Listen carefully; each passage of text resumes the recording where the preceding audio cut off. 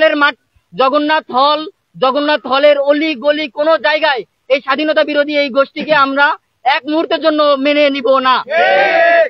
তো এইটাই ছিল আজকে আমাদের মুখ্য প্রতিপাদ্য এবং স্পষ্ট একটা মেসেজ আমরা এটাই দিতে চাই যে জগন্নাথ হল থেকে এই স্বাধীনতা বিরোধী ৭১ বিরোধীদের সকল শক্তি এইখান থেকেই মুছে দেওয়ার সূচনা করা হলো। তো এখন আমাদের জগন্নাথ হলেরই আমরা আর এক সহযোদ্ধা এবং আমাদের জগন্নাথ হলের ৩-৪ জন সহযোদ্ধা এখানে বক্তৃতা রাখবে। তার ভিতর মধুসূদন কুণ্ডু ঋষিকেশকে আমি কিছু বলার জন্য অনুরোধ করছি।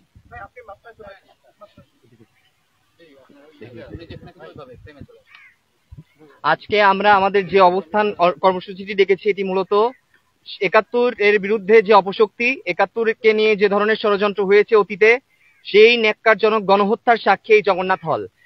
২৫শে মার্চ থেকে শুরু করে স্বাধীনতার উষালগ্ন ২৬শে মার্চ পর্যন্ত এই হলের ৩৪ জন শিক্ষার্থীদেরকে হত্যা করা হয়েছে নির্মমভাবে, এবং সেই সঙ্গে প্রাক্তন প্রাধ্যক্ষ গোবিন্দচন্দ্র দেব, তার পরবর্তীতে তৎকালীন যে প্রাধ্যক্ষ ছিলেন আমাদের জ্যোতির্ময় গুহ ঠাকুরতা এবং আবাসিক শিক্ষক সহ ৩ জন শিক্ষককে এখানে খুন করা হয়। পাশাপাশি এখানে শিববাড়ি আছে, শিববাড়ির সাজুরেকে এই মাঠে হত্যা করা হয় নির্মমভাবে।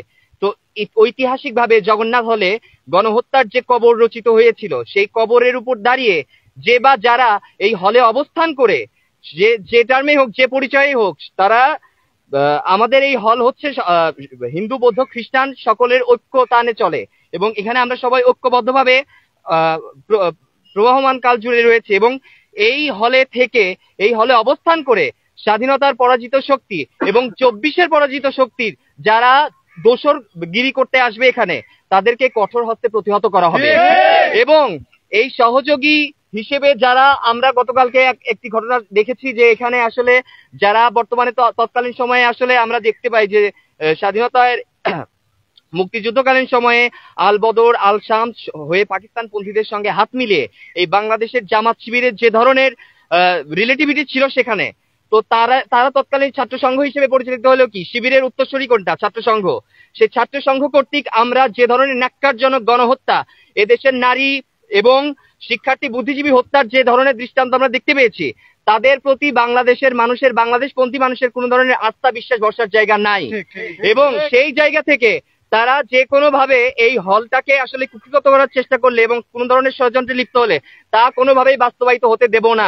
আমরা জগন্নাথ হলের সচেতন শিক্ষার্থীবৃন্দ এর বিরুদ্ধে কঠোর থেকে কঠোরতর অবস্থানে যাব এবং এই হলটার সার্বিক সুরক্ষা এবং নিরাপত্তা নিশ্চিতকরণে হল প্রশাসন এবং বিশ্ববিদ্যালয় প্রশাসন বরাবর আমাদের যতটুকু কর্মসূচি বা স্মারকলিপি দেওয়ার প্রয়োজন আমরা এই ব্যাপারটা নিয়ে করব এবং এই হলে কোনোভাবেই যেন কোনো পরাজিত শক্তি মাথাচাড়া দিতে না পারে।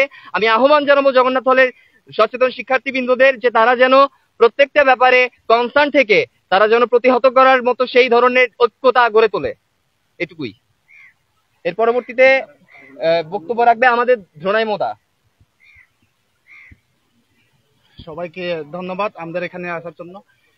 আপনারা জানেন যে গত একদিন আগে হচ্ছে যে গুপ্ত আদিবাসীদের ইনক্লুশনের নাম ব্যবহার করে হচ্ছে আমাদের একজনকে হচ্ছে তারা ইনক্লুড করেছেন।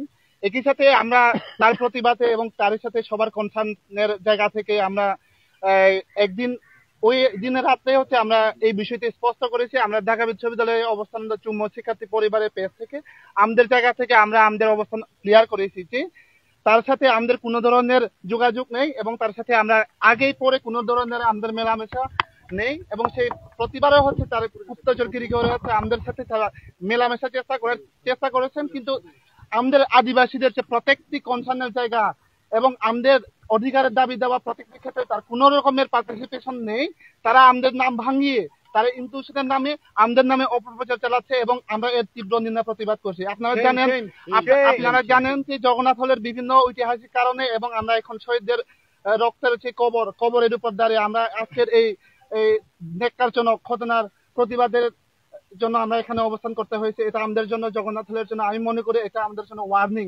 কারণ ৭১ যে পরাজিত শক্তিগুলা আমাদের যে জগন্নাথ হলের যে ভিন্ন ভাষাভাষী সংস্কৃতি কালচারের বিভিন্ন ব্যাকগ্রাউন্ডের মানুষের যে সম্মিলিত অবস্থান, এই যে এটা ঐক্য সম্মিলনকে হচ্ছে প্রতিবারে হচ্ছে ব্যাঘাত ঘটানোর জন্য আমাদের মধ্যে হিংসা বিদ্বেষ ছড়ানোর যে প্রচেষ্টা এটা চলমান আছে। আমরা তারপরে শক্ত হাতে এটা প্রতিরোধ করতে চাই। একই সাথে আমাদের ঐক্য যে সম্প্রীতি জগন্নাথের অবস্থান রয়েছে, আমরা সেটাকে সবসময় সমুন্নত রাখবো এবং একই সাথে আমাদের শিক্ষার্থী প্রত্যেককে আমার অনুরোধ যেন সচেতনতার সাথে এই বিষয়গুলো অবগত রাখেন এবং একই সাথে এইসব গুপ্তচরগিরি যারা অভ্যস্ত, যারা হচ্ছে আমাদের সাথে প্রতিবারে হচ্ছে আমাদের ঐক্য সম্প্রীতিকে বিনষ্ট করার যে অপচেষ্টা চালিয়ে যাচ্ছে, আমরা তাদের শক্ত হাতে প্রতিরোধ করবো। এই বলে আমি ঢাকা বিশ্ববিদ্যালয়ে অবস্থানরত আদিবাসী শিক্ষার্থীদের পরিবারের পক্ষ থেকে আমাদের অবস্থান স্পষ্ট করছি এবং একই সাথে তাদের যে ন্যাক্কারজনক কার্যক্রম এটার তীব্র প্রতিবাদ জানিয়ে আমরা আমার বক্তব্য এখানে শেষ করছি। ধন্যবাদ সবাই। আমাদের বক্তব্যের পর্যায়ে এখনো শেষ হয়নি, আমাদের আরো দুইজন একটু বক্তব্য দিবে, তারপর আমরা আগামীকালে বড়ুয়া। নমস্কার সবাইকে। আমি সৌরভ বড়ুয়া, জগন্নাথপুরের আবাসিক শিক্ষার্থী। যে উপস্থিত সকল সাংবাদিক ভাইদের অসংখ্য ধন্যবাদ এবং উপস্থিত আমার বন্ধু বান্ধব সিনিয়র সবাইকে অসংখ্য ধন্যবাদ। আমার নাম সৌরভ বড়ুয়া, আমি জগন্নাথপুরের একজন আবাসিক শিক্ষার্থী। তো আমি একটা কাহিনী দিয়ে শুরু করি। আমার জেঠু ছিল, উনি বুয়েটের শিক্ষার্থী ছিল তৎকালীন 71 পূর্ববর্তী সময় থেকে। উনি এবং জহু হলের আবাসিক শিক্ষার্থী ছিলেন এটিএম জাফর আলম, অনেকে এই নামটা শুনেছেন। ওই 25শে মার্চ রাতে আমার জেঠুর হচ্ছে মা অসুস্থ হওয়ার কারণে ওনারা মেইল করে আর কি, ওনারা বলে যে বাড়ি যাওয়ার জন্য। উনি বাড়ি যাওয়ার সময় এই সার্জেন্ট জহুরুল হক হলের যিনি আবাসিক শিক্ষার্থী ছিলেন এটিএম জাফর আলম, ওনাকে বলেছেন যে আমি বাড়ি যাব, তুই আমার সাথে চল। তো জেঠু তখন হচ্ছে জগন্নাথতলে প্রায় সময় থাকতো, বুয়েটা তখন হচ্ছে ওইভাবে হল ছিল না। তো উনি যেদিন যাচ্ছিলেন ওই দিন এটিএম জাফর আলম ওনাকে বলেছিলেন, কিন্তু উনি জাননি, উনি হলে থেকে গেছেন। ওই দিন রাতে উনি নৃশংস হত্যাযজ্ঞের শিকার হয়েছেন। আমরা শ্রদ্ধার সহিত স্মরণ করছি 25শে মার্চ কালো রাতে রাজাকার আলবদর বিভিন্ন বাহিনীদের সংস্পৃক্ততায় যতজন শহীদ হয়েছেন। বিশেষ করে সর্বপ্রথম এটা আসে আমাদের জগন্নাথতলে।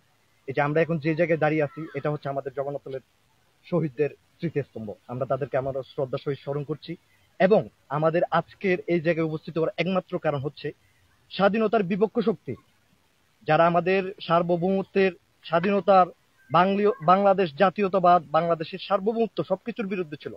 আমরা সবসময়, আমরা যারা সাধারণ শিক্ষার্থী, সচেতন শিক্ষার্থী আছি, আমরা সবসময় তাদের বিরুদ্ধে সোচ্চার ছিলাম এবং সবসময় সোচ্চার থাকবো।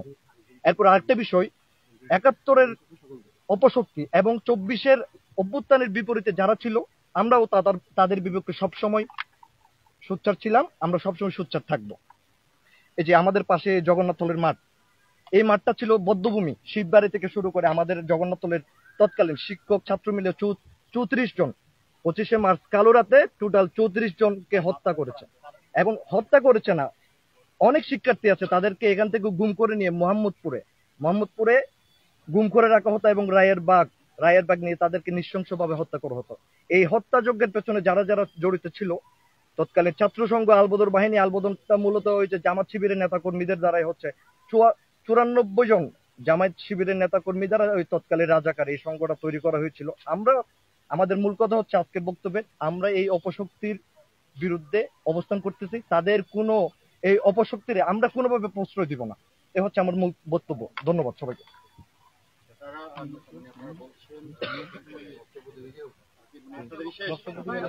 আমাদের মাঝে এখন একটু কথা বলবেন কতক বিশ্বাস জয়, আবাসিক শিক্ষার্থী, জগন্নাথ। আমরা শুধু একটা বিষয় বলতে চাই, আমরা শুধু একটা বিষয় বলতে চাই। আপনারা জেনে থাকবেন যে 71-এ আমাদের এই যে পাশের শিক্ষক কোয়ার্টার আছে, এই শিক্ষক কোয়ার্টারে গোবিন্দ দেব স্যার খাচ্ছিলেন। এমন সময় তাকে ডেকে নিয়ে যাওয়া হয় এবং এরপরে গোবিন্দ দেব স্যার আর ফিরে আসেননি। আমরা খুব স্পষ্টভাবে জানি এই যে রাজাকার আলবদর বাহিনী যারা ছিল, আমাদের যারা পাকিস্তানি বাহিনী ছিল, এরা তো গোবিন্দ দেব স্যারদেরকে চেনে না, এরা তো অনুদৈপায়ন ভট্টাচার্যকে চেনে না, এরা তো সন্তোষ চন্দ্র ভট্টাচার্যকে চেনে না। এদেরকে কারা চেনালো? আমরা স্পষ্টভাবে জানি যে এদেরকে কারা চেনালো। সুতরাং আজকে তাদের অবস্থান স্বাধীন বাংলাদেশে জগন্নাথ হলে আনাচে কানাচেতে হবে, এটা আমরা জগন্নাথ হলের সাধারণ শিক্ষার্থীরা কোনো অবস্থাতে মেনে নেব না। আমরা বাংলাদেশের স্বাধীনতা, বাংলাদেশের মুক্তিযুদ্ধে বিশ্বাস করি, যার ভিত্তি এই জগন্নাথ হল। সুতরাং আমরা সবাই সাধারণ শিক্ষার্থীরা আমরা ঐক্যবদ্ধ আছি। আমরা যে কোনো এই ধরনের যে ঘাত প্রতিঘাত মোকাবেলার জন্য আমরা প্রস্তুত আছি। এতটুকুই আমরা বলতে চাই সবাইকে। ধন্যবাদ। এখন একটা প্রশ্ন, আপনারা